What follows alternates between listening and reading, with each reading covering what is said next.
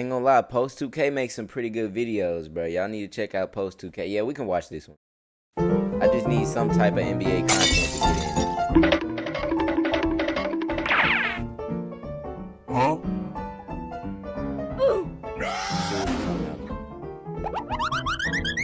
Now you about to Oh yeah. So here's the story. Now you start this conversation, this logic. You start this logic with Michael Jordan getting we done with the 90s. I cannot believe that this is actually a thing. Out of nowhere, NBA Discourse has been on some type of revenge tour, with their sole mission to completely discredit absolutely everything that has to do with 1990s basketball. The game was slow, players were bad, and Jordan had no competition. Those are just a few of the talking points that are being held online. And that's the key to this story. It's online. This whole done with the 90s movement has been pushed forward by basketball fans who started watching the NBA in the mid to late 2000s. I happen to be one of those fans. We witnessed the rise of one of the greatest players of all time. The greatest player that we've ever seen with our own two eyes. And that's why it's so hard for me. Like, I don't want to say credit or respect Jordan, because, you know, the man got my respect. He in the GOAT conversation. But it's just, but be real, bro. I don't know a world of basketball without LeBron. Like, without him being the main topic, like, I don't know a world where LeBron wasn't him, bro. Like, so that's going, and I'm not the only one. Like, there are a lot of kids that just don't know basketball without LeBron. So, of course, they're going to think he the GOAT. Now, I'm going to be real. In comparison to what we have now, I'm not going to say all them niggas was chopped, but some of them were chopped chicken, bro. Some of them, some, not all, some would not be able to transfer over into, you know what I'm saying, the NBA of today. But let's keep going. But when we speak out about it, those beliefs would be immediately shut down by old heads in the media, as they push the narrative that Michael Jordan in 1990s basketball was the highest level of hoops that's ever been played. A belief that the game was perfect. The constant praise of the 90s left younger fans with no other choice but to go back and actually watch those games. And what they found was appalling. Superstars struggled to dribble with their left hand. Shot creating and shot making wasn't as prolific as it was made out to be. Defense wasn't this gladiator ring where you would get knocked out just for walking near the paint. Players were slow and lethargic. These are just the newfound beliefs expressed by the younger generation that the 90s were a glorified era. Hey, bro. What? So this what they got going in the 90s? That the 90s were... Hold on. So when my grandpa was telling me, hey, it gets rough in the 90s and they so much tougher. This what he was talking about? With the piggyback technique, the booty bump. All right, my fault. Found beliefs expressed by the younger generation that the 90s were a glorified era, and a complete lie from what we've been told for years. This trend has led me to do some digging to find the actual like truth Penny, behind this. Penny could probably and today. What I found he just may don't got no shock jump you. shot. Like Tom out, and like what we have today. Would you like to tell Clyde how many points you would score if you played in the game today? How many points did you average? Well, you got to understand with the rules of the day, with the offense not allowed to touch you, can't come in and put 3 or 4 guys around you when you don't have the ball. Probably about 65 or 70 might be a good thing, you know. The 25-year-old like 65, 70. transplanted into today's NBA. What do you do? I would love it. I would love it. 50 points, maybe 60 points, maybe 70 points a game. Because I have nobody. And I'm gonna be real. We can't even argue. Rest in peace. We can't even argue with him because he did it before. So can't say too much. You asked me a question, right? 70 a game. Yes, you heard that right. Not the averaging part, but scoring that much. In 1997, Wilt Chamberlain says he would average 65 to 70 points in the NBA. That because of the rules and how offense has changed, that scoring is now far easier than what it once was. Is this my shit? No, Doesn't it it's not. sound familiar? A previous era believes that they are far It's superior old to footage. the current one. That ever since they left the NBA, defense hasn't been the same. It's watered down and it's making scoring easier. Blah blah blah blah blah. Maybe History Evan. repeats itself. The same argument using the same points have been used repeatedly over time. In the last 15 to 20 years, former players and analysts from the 90s have built this image of what basketball was like. Defense was perfect, offense was perfect, and the stars, you know, they were pretty perfect. Funny enough, that wasn't the actual belief at the time. Rod Thorne, the league's vice president during the 90s, said that everything had slowed down and that the look of the game wasn't what they wanted. Fans were angered that offenses had become stagnant and low scoring. In 1996, Dennis Rodman said that the league was filtered and watered down thanks to the NBA's recent expansion teams, that he and the Bulls could beat anybody with their eyes closed. It wasn't all sunshine and rainbows for the NBA. The Done with the 90s movement has taken a life of its own. Okay. I don't know if y'all just caught what he just said right there, but the literal narrative was the Bulls could beat anybody with their eyes closed. Anybody with their eyes closed. So what that means basically is they were for sure, no doubt,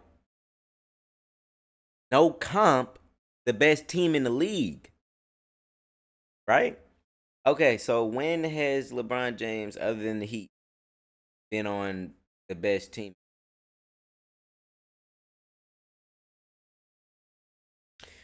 So that was his only time being on. Okay, all right. Especially undoubtedly, because even when the Heat came about, Boston Celtics was still, you know what I'm saying? They weren't better than the Heat, but they had their own little super team. The Bulls were just uncontested in the 90s, bro. I'm gonna be real. To beat them with their eyes closed is crazy. Exposing the imperfections of this era and the truth about its stars. Well, kind of.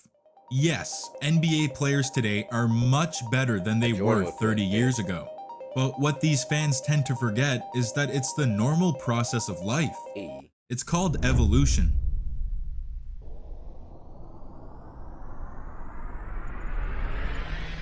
I'm gonna be real. That The has to be my goal, 1990s were a bruh. time of development, improving the technology that was set in front of them, like computers and cameras and cell phones. Today we look back and think, what the hell were they doing back then?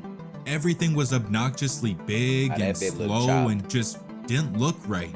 Nowadays everyone has a That is slick kinda handheld crazy. iPhone. Like, can we talk about how far technology come? Like, I'm sitting in a room with a PC monitor, webcam. I got a phone on my lap. Like, that's crazy, bro. Like 5 to 10 years ago, this would be witchcraft. Phone that can do everything that a computer, cell Not phone, the and phone camera part, was but able to do in the definitely 90s, and I'm then saying. some. Technology For in the me, it would've world been. evolved. The NBA is no exception. 30 Guys, years Duncan ago, you Robinson had your went to a defenders, rim protectors, three-point shooters, and playmakers all there to play their role. Today, a player possesses most of, if not all of those attributes, and then some. It makes the skill level from the 90s look Aaron like Gordon a really nice, U16 like, he perfect basketball for that team in Nuggets team. comparison. The game has changed so much over the years that it's Hey. basically impossible to accurately conclude that one era is better than the other. For example, the 90s prided themselves on 2s being better than 3s, and the 1995 Orlando Magic held a 2-point percentage of 53.5%, the highest mark of the 90s. This season, there are over 20 teams that shoot over 53.5% from 2-point range. It's better, And more it's efficient because of basketball, spacing. bro. Shooters Tough. are all over the court, leading to less help on drives. Look at that. Numbers have been severely impacted by pace and play style. Comparing just One more. doesn't make sense. That back. Unless Pull there up. was something in the Dash. NBA that's never changed. Joel Embiid is very thankful that it's never changed. The free throw line has Nah, that nigga remained at feeling the way same too good. 15-foot distance over the 77. Hey, y'all be real, bro. If Philly comes back, well, I'm not gonna say Philly. If Joel comes back to the 76ers, do they have a chance to push for a title this year? Because he already chopped out the MVP race, and he needs to get a ring, or the slander is never going to. So let me know what y'all think. Y'all think Joel getting a ring this year, or what's up? Year history of Or you the think he even NBA, coming back? making it invariable and capable of measuring progression. No, son. Today's players pride themselves on their shooting ability, as they should. Over the last 10 seasons, the league's best free throw shooters averaged 92.4% at the line. Elite numbers, but it wasn't greater than the 90s. During the decade, their best free throw shooters made an average of 93.2% of their shots. Alright, that's Make it seem like Jordan with a free throw shooting gold. This nigga ain't even on the list. But I can't say nothing because LeBron is putting it. I might have to watch another video on him. You know, if y'all want me to watch a video on him, this was like the Steph Curry before Steph Curry type jump. Like they say that about everybody, but this was actually him. Those was good. I think I don't have my chat on it. Oh, it's not. You're right. Hey Rick, what's good? How y'all been? Alright, that shit. solves it. The 90s were the best decade ever. Later. I'm just kidding. Good. Handpicking How about the you? best I'm shooters chilling. doesn't tell the full story. In the 1990s, the league's average free throw percentage sat just shy of 75%. Over the last decade, it has increased over 2.2 Discord jumping. What's the clicks Discord to doing? 76.8%. But you ain't in there. The league's best may have been better in the past, but overall, the NBA has gotten way better. Like, way better.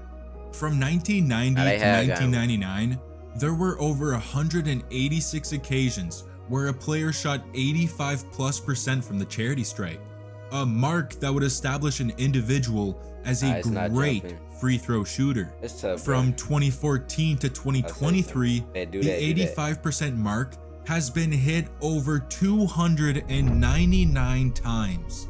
To no surprise, today's players are far more skilled than those from the 90s.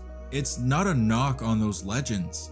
Basketball has simply evolved. And I'm gonna be real though, some of the, like, it's obvious that some of these players, like, okay, it's a lot more, but some of these players are still shooting the skin off the ball. So that if your favorite player just could not shoot back then, we cannot use the argument, oh well, this was no, because Mahmoud Abdul Rauf was shooting 95% from the free throw line.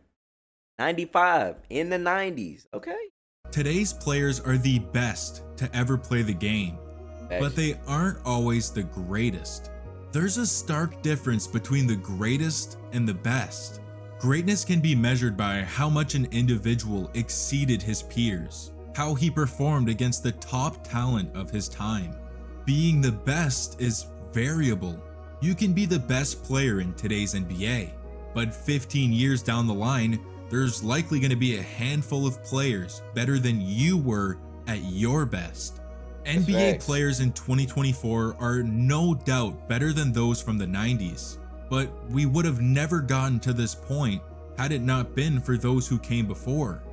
Like I said, greatness is measured by how much an individual exceeded his peers, and that's what we're going to do. That's what I'm saying, bro. Now I'm gonna be real, and I can be. Listen. I gotta make my camera, bro. I'm gonna be completely transparent. Okay, there's an argument to say maybe Jordan is just greater than LeBron, even though LeBron has most points. The player that hit 40K. I feel like that stuff matters, but I'll let that slide. But you cannot tell me that LeBron isn't like a better basketball player, just him alone, than Michael Jordan when you look at everything that they can bring to the game. can't tell me that LeBron isn't a better player.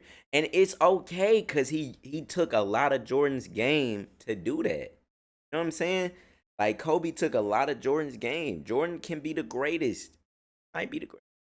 But he's not better, like a better basketball player. But that's just minimum.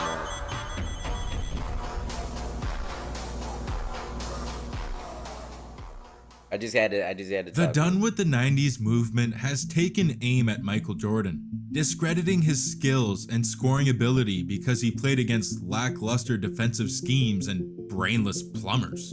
But everyone in this decade had the same competition. Mike just stood head and shoulders above his peers. He led the league in scoring from 1987 to 1993, and from 1996 to 1998. In 87, the margin from MJ to the next best scorer in the NBA was over 8 points. Not gonna lie, bro. Like Dominique, what's going on, bro? I don't know, bro. Like once again, but then I be seeing stats like this, and like, you know what I mean? 1988, he outscored the NBA's best by 4.3 points. Oh my god. Nah, that muff chopped. What is that right there? Nah, let me check. Over his career, he dominated the league's best by an average margin of 3.2 points. No left hand? No problem. Mike was an alien to his peers. The scoring race wasn't even a competition It when just he been was Dominique in the and NBA. Karl Malone the Now, whole if we time. took MJ's same timeline in today's league, No guards. only in the 2014, 17, and 18 seasons did the league's leading scorer outperform his peers by at least 2 points, for an average margin of 1.4. Not even half of MJ's mark. But it's Let's go different. Okay. Now this is a good stat to really show, you know, and what Michael Jordan was bringing to the talk about scoring, bro.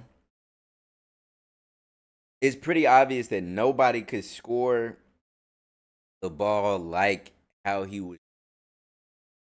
8.1 margin, 4.3 margin. Like that's kind of crazy for him to be that much further ahead than, you know what I'm saying, the rest of his peers when it came to scoring. Now, that's where the glazing for Michael Jordan stops. Cause come on, bro. You telling me that I'm gonna be real, bro. If Luka's in the 90s, bro, you know what I'm saying? Luka going crazy in the 90s. What else? But just be like, bro, can we just talk about the type of scoring we have now? Like, there could be a player that averaged 37. Like, I genuinely believe there could be. But nobody just has that mentality. I feel like people are more inclined to want to win rather than chase those accolades. But, you know, who knows, bro? Maybe I'm just tweaking. Maybe I'm telling me. A step further, if we also took these same seasons and measured the margin between the leading That's a crazy scorer's move field right goal there, though. percentage to the next best scorer at their position, Pull up. it'll really open your eyes. Jordan outshot his peers in 9 of his 10 seasons as the NBA's leading scorer, with an average margin of plus 3.7%. Now I Today's gotta best shut up. scorers haven't even sniffed These are crazy stats. These are crazy.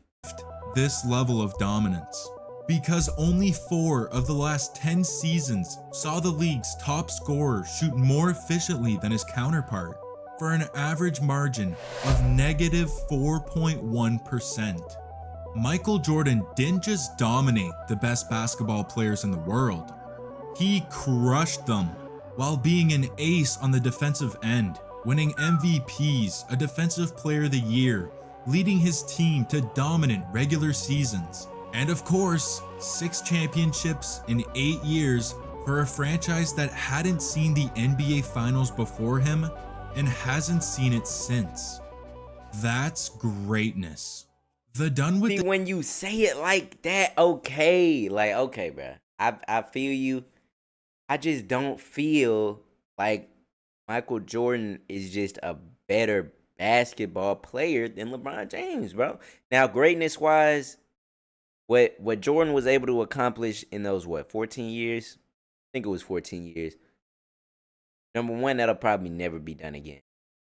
And if it does, the stars would literally have to align perfectly for that to even happen. And I don't think that's happening. Now, number two, like when you talk about both sides of the ball, defensive player of the year, foreign title, same year, multiple first team All NBAs, multiple first team All Defenses. I mean, it really just goes to show, bro. But I just don't like. Okay, now what I will say is, and this might be the end of the discussion. This might be what makes Jordan the GOAT.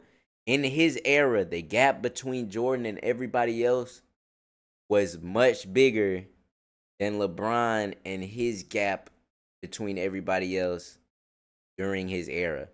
Like there was never a KD for Jordan, I don't think. And it would have had to have been like Clyde Drexler. Like there was nobody at Jordan's position until Kobe that it seemed like even posed a threat. Like, and that's just the bottom line, bro. Growing up, like when I was watching, 2013, I think that was the 2013 finals. Yeah, the 2013 finals. No, it was the 2012 finals, I think. No, I don't know, bro. I just know it was the one where they was playing KD. Heat versus the Thunder. For me, it was like legitimately, is this KD guy better than LeBron? There was never a time like that for Jordan, bro. When he wasn't winning, he retired. You know what I'm saying? And that's just the bottom line now. After those last 2 rings, yeah, winning was chopped. But before that point, I get why the old heads defend this nigga like he's their Jesus. He didn't lose. Like once he was winning, he didn't lose, and that's kind of crazy to talk about, but it is what it is, man. The 90s movement is useless and ignorant. To appreciate the present, we have to appreciate the past. We wouldn't have gotten Nikola Jokic without Arvydas Sabonis, Stephen Curry without Reggie Miller, Joel Embiid without Hakeem Olajuwon, and needless to say, we wouldn't have gotten LeBron James without Michael Jordan. Evolution is constant. There's gonna be a player 30 years from now better than anyone we've ever seen, but what he does against his peers will truly be a measure of his greatness. As basketball fans, we're gonna compare. It's just in our nature. All right. Now, can I just say that was a great video first off? But secondly, bro, when I look at Victor, I see a player with a lot of potential and a player that's going to reach that potential, but I'm going to be real, bro. For him to pass, like how can I put this? He's going to have to take the LeBron route. He's going to have to do something different than Jordan, because what you're not finna do is you're not finna come into the league, average the highest scoring, and then go 6 for 6 in the finals. You're just not finna do that, bro. The competition is way too steep for that now. Not Jokic. Right now, Victor is competing. Jokic, Embiid, Giannis, he's Luka, he's competing. Jay and Chet and the OKC Thunder, like the competition is just steep. He's competing with the Cavs. The Cavs are really stacked, bro. When you really think about it on paper, the Cavs are stacked, bro. And it's a lot of teams that are very good that are not going to win. I just don't think Victor's going to be able to put himself like that much higher above all the competition. But you know what I'm saying? He's still going to be a great player. It's going to be a lot for him to pass up Michael Jordan and LeBron to get to GOAT status. That's all I'm trying to say. But nonetheless, W video for sure.